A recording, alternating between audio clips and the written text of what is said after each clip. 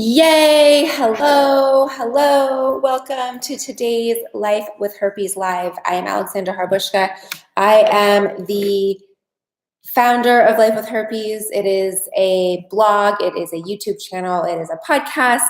Most importantly, it's a community for people just like you, just like me, living with herpes. So welcome. I'm excited for you to be here today. And I totally have a mess. Look at all these cords I have for my lavalier. Great. Okay, so I see I have a question coming in. First of all, can you guys hear me? Can you give me a thumbs up if you can hear me? I'm using a new lavalier, so I'm just not quite sure if you can hear me. I want to make sure that you can. So if you could just give me a thumbs up. Welcome, everybody. Really quick, before we get going, I'm just going to plop this in. I want, good. Okay, glad you can hear me. Let me just plop this into our Slack group so I can let the people know if they are there to hop on over and join. Unfortunately, I can't get the what's it called? The link before I start going. So I got to do it. I got to get all set up while we are here. So again, I apologize. I can't get it all the screen and everything all pretty before we get going, but let me just get this.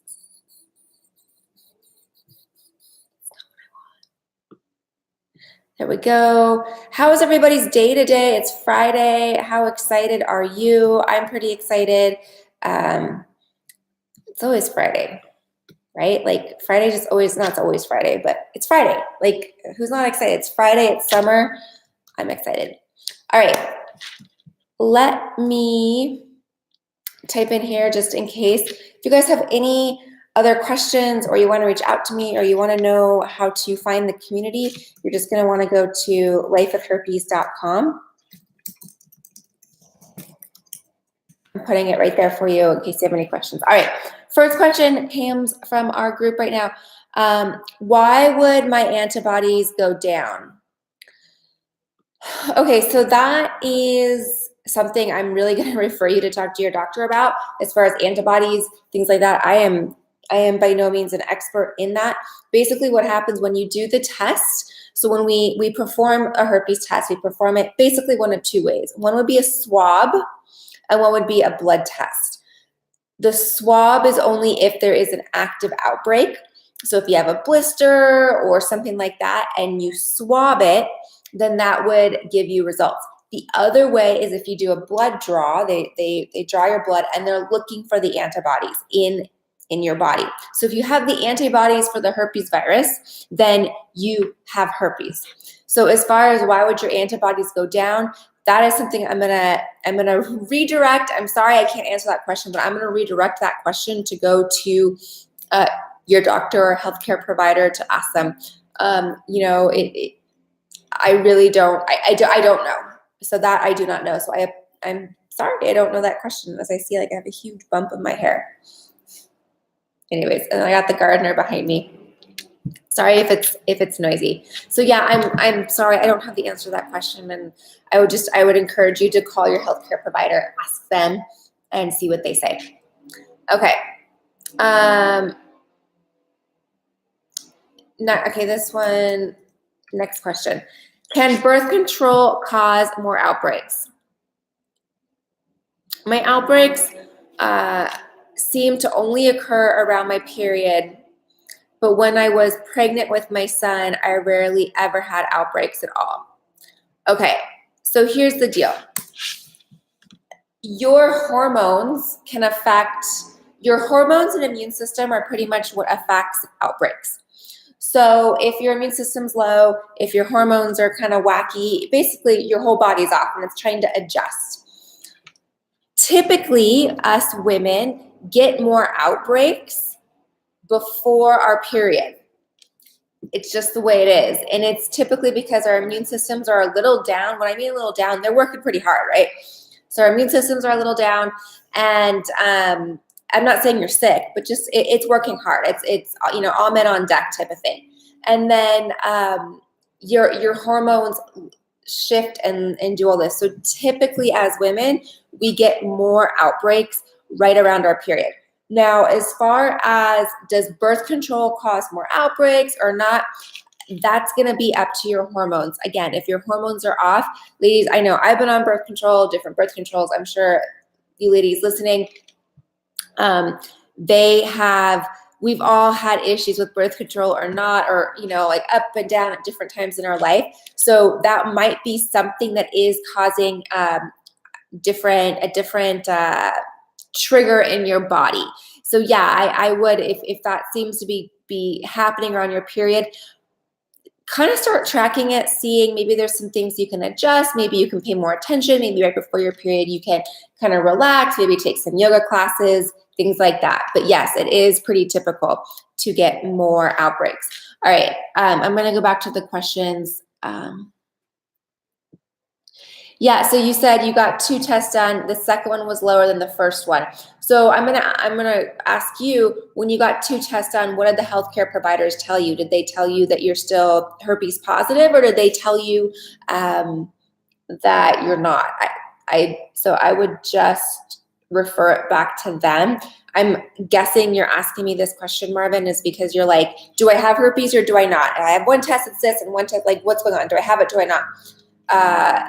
Yeah, I would turn that question right back around to your healthcare provider and ask them why they're different or what's going on, or why are antibodies higher one day or lower. There's times, I'm sure, like, let's talk about cholesterol.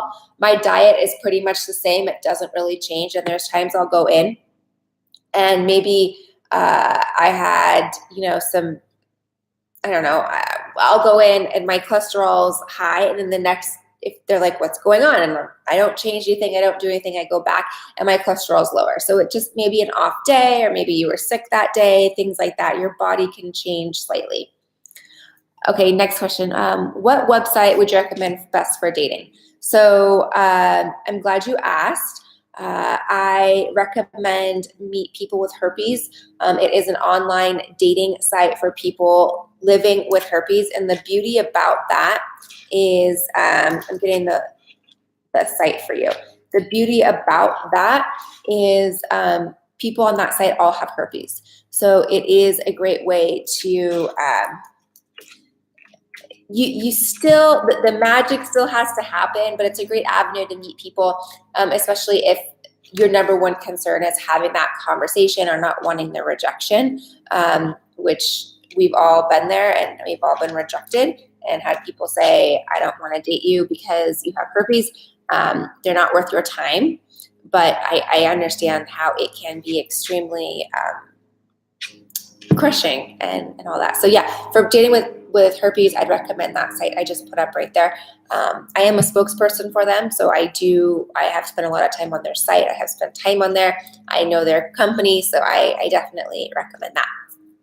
So cool, thanks for asking. Okay, next question. All right.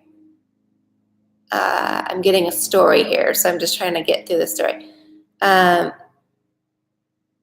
Okay. I slept with my ex 3 weeks ago. After we had sex, he had a sore on the end of his penis. Neither of us thought anything of it. Met up twice more that week. Less than a week later, I got flu-like symptoms and was treated with lots of antibiotics.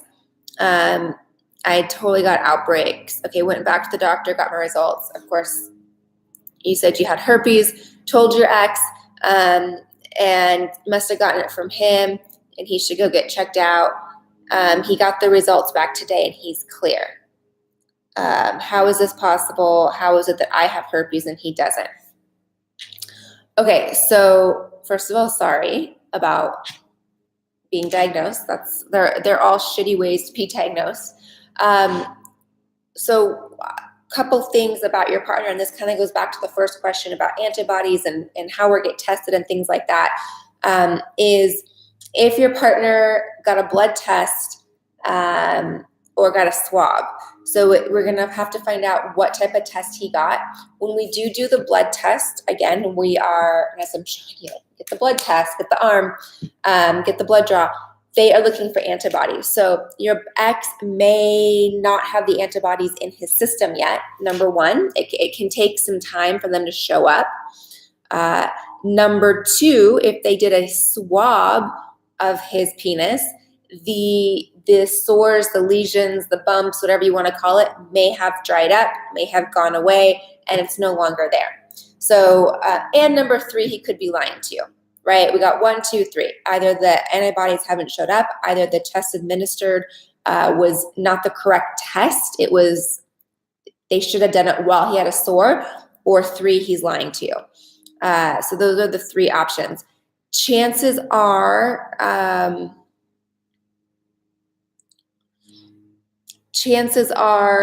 I'm just trying to read. Chances are he has it. Chances are you got it from him. This is also going to have to go back to your sexual history. We're not going to go there with it. But if this is the only person you've been with for a significant amount of time, suddenly you have sex, suddenly there's a little bump on his penis, suddenly you have herpes. I mean, it's just too many coincidences. So I'm going to say that most likely it is from him. Of course, I don't know your full story. I don't know his full story. I don't have medical records. But what I'm going to say is, yeah, most likely. And if he's showing up negative, chances are they just didn't administer the correct test the correct time. My recommendation for you is take care of yourself. Don't worry. I know we want to place blame. I know we want to place anger. I know we want to say, well, you did this to me. I know, but it's not going to help you. It's not going to help you recover. If this is someone who is an ex, who was in your past, then I would just shut it down and move on. If this is something that you want in your life, then I recommend going through the healing process with him.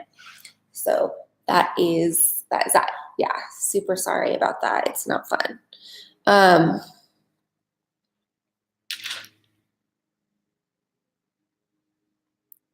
just trying to read my next question.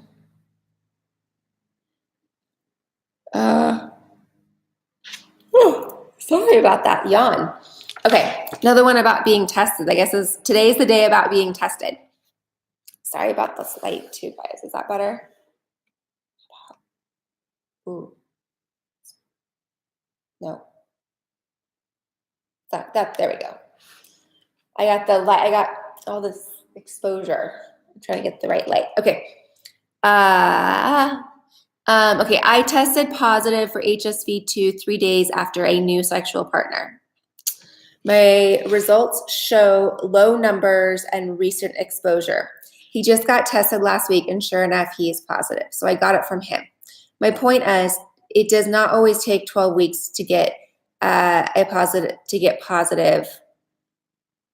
after being exposed. It took me 2 days to get the symptoms. Does it normally take that long? Okay, so yeah, typical exposure is anywhere between 2 days to 14 days. So the most common exposure to herpes, like I said, is about within 2 weeks. Now, it can take up to weeks, months for the antibodies to show up in your system. But in general, your most recent exposure is what's going to give you the outbreak. So I guess this was more of a comment, not really a question. All right, I have another question over here. I have genital HSV1, but it's not only ever been on my anus. Can I have oral sex performed on me? Okay, I'm gonna reread that. Oh wait, why did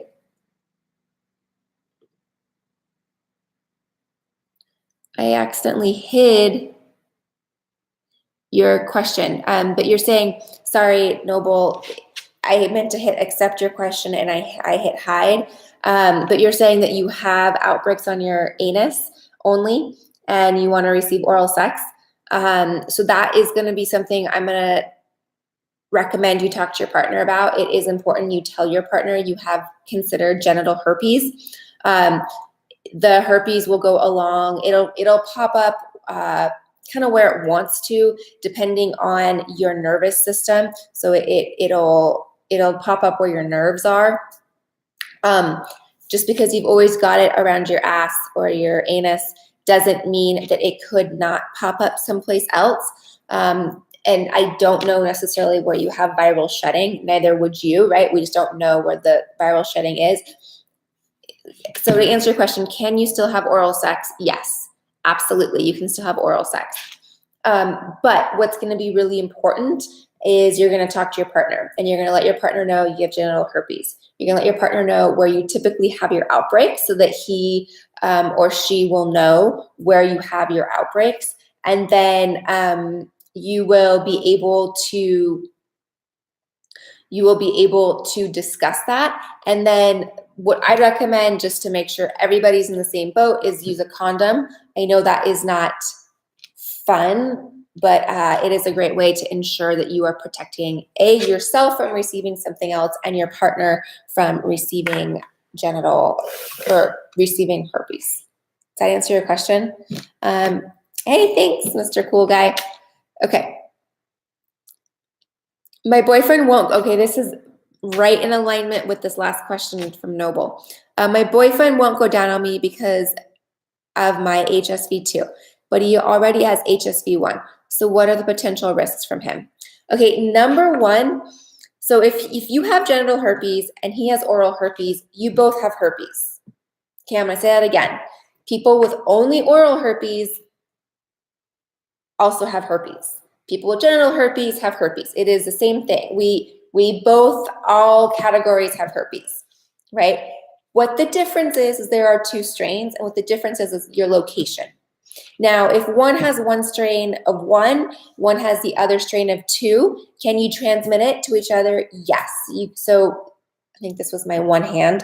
Number one can give it to this person. Now this person now has one and two. Same way, number two can give it to this person, and this person can now have one and two, right? So you can pass it back and forth. What I'm going to say to you, and this may sound like a really dick move, but if your boyfriend won't go down on you because you have HSV2, then I'm going to say, then don't kiss your boyfriend, because he can give you herpes too. So I know that may sound harsh.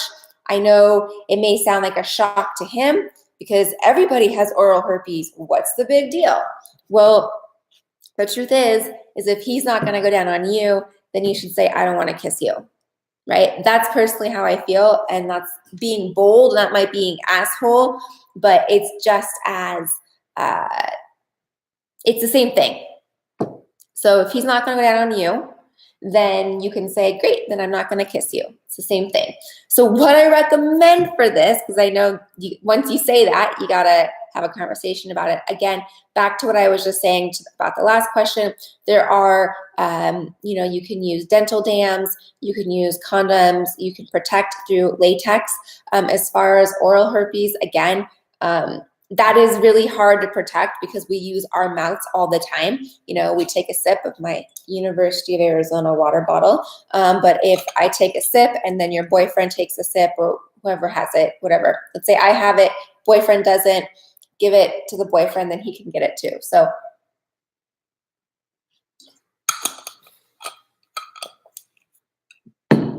it is easier to be more cautious about transmitting genital herpes than it is oral herpes, just because we use our mouths all the time. Makes sense?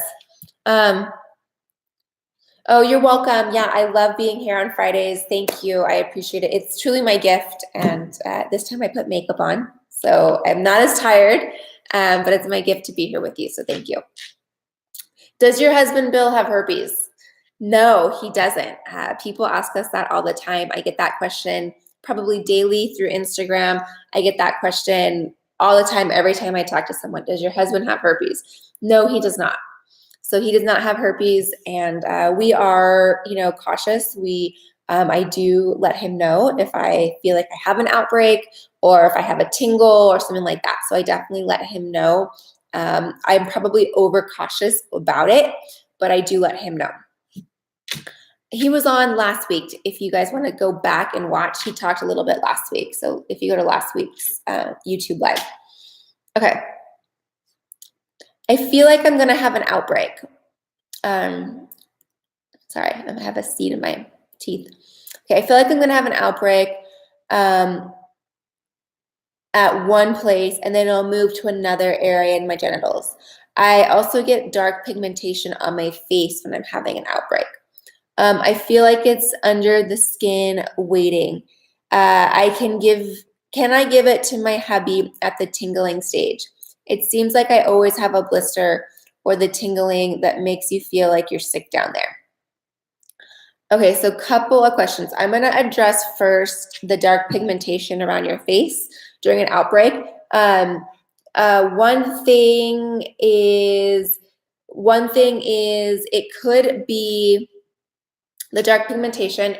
Back to what I was talking about, periods and getting for females, because it sounds like you're a female. If you're getting these outbreaks on your period, and if you're on certain type of birth controls and all that, it can cause what's called a pregnancy mask, which is when the hormones are dark and it can cause pigmentation. So it may not be the outbreak giving you pigmentation. It could just be your hormones. That is something I'm going to say talk to your dermatologist about, because I do know there were times when I was on birth control or certain birth controls, I would get like, again, what's called like a pregnancy mask. I just kind of got like dark skin around my mouth. And that's very common, again, with hormones. So that is one thing. Number two, okay, about outbreaks, tingles, moving from one area to another. So as I mentioned earlier, herpes virus likes to live along the nervous system, the nerves. So if you are new to getting herpes, if it's new in your body, perhaps it is just kind of settling in. There's a lot of people that I hear from and talk to that they go, gosh, I just have like tingling down. I had like nerve pain. And that is common. So I'm not sure how long you've had it. If you have had it for many, many years, then yeah, is it moving from one place to another? It could potentially be. Are you on a daily antiviral? Are you not? Those are some other questions I'd throw in there. But to really answer your question about, can I give it to my hubby at the tingling stage?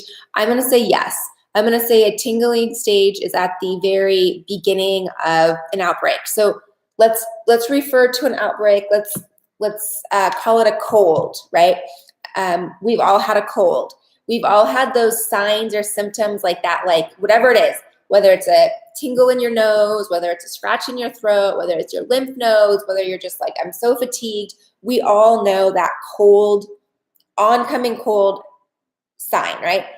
At that point, do we technically have a cold? Like, are we like in bed with the tissue and, watching reruns of Sex and the City? Not yet, but we're still contagious at the first initial phase. Back to what you're saying with your tingles, I would say that is a starting phase of getting an outbreak. So are you contagious? I would let your husband know. I would tell him. I would say, this is what I'm doing to prevent it. This is what I'm taking an antiviral, or I'm whatever. And I would talk to him and be really open about it. Let him know. I go back to the same thing that I always say. If you're going to expose somebody to it, then they need to know. It is your body. You can decide how you want to treat your body. So if you're not going to expose your husband to a potential outbreak, then you don't necessarily have to have the conversation. I do feel that it is important that if you are married, or regardless of being married, but in that committed relationship, I just feel like the more you can be united and have conversations is really the best. So I think I answered all your questions. Yeah, I would just be careful with the tingling stage. And perhaps you need to be on the daily antiviral. Perhaps that's what's causing, maybe you need to change your dose. But I'm recommend that you, for the pregnancy mass, like the pigmentation, talk to your doctor. Okay. I see her. Okay. We want to thank you for taking the time to educate us every Friday. This really is my honor. I love doing it. So thank you. We should contribute to your page or to your YouTube so you can continue to do the live videos and support for your YouTube channel. Thank you. I'd appreciate that. If there's, I guess, should I put up like I don't know, like, is it not GoFundMe, but there's a Patreon. I can set up a Patreon. If that is something that you would like to contribute to, I would greatly appreciated. It does help with everything and keep everything going. So I do appreciate that as well. So thank you.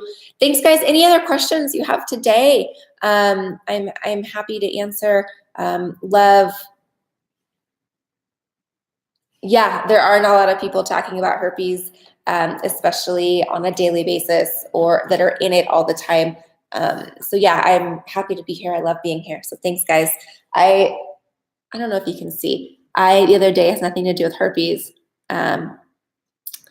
I picked up, you can see like it's peeling, and I picked up a 450 degree pan from the oven.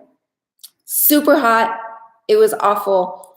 And I did that like 2 weeks ago, and I'm finally getting new skin. It was the most awful burn I've ever felt in my entire life. It has nothing to do with herpes, but awful.